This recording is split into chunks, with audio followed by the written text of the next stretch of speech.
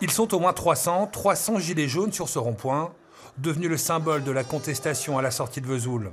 Pendant ce temps, d'autres gilets sont en pleine collecte. Des gilets oranges cette fois. La banque alimentaire qui, dans les grandes surfaces, récolte de la nourriture pour aider des familles tout au long de l'année. Gilets jaunes et gilets oranges se sont entendus pour l'occasion. Les gilets jaunes, je pense, sont solidaires et donc nous laissent passer. Et donc cette année, on a quand même apporté un plus, on a fait des badges. Et donc on présente nos badges et ils nous laissent passer.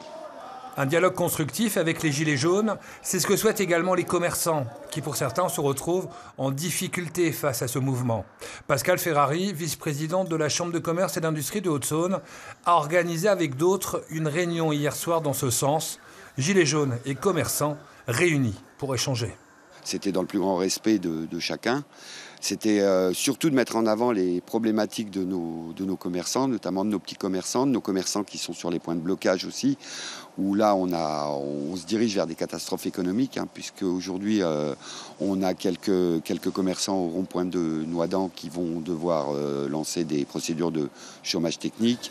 Un dialogue, un lien avant qu'il ne soit trop tard pour certains petits commerces.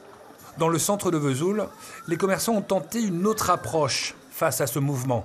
Le message qu'on a voulu faire passer, c'est peu importe comment on est habillé, en jean, en robe ou en gilet jaune, venez nous voir, nous on est prêts, les commerçants, on a la porte qui est grande ouverte.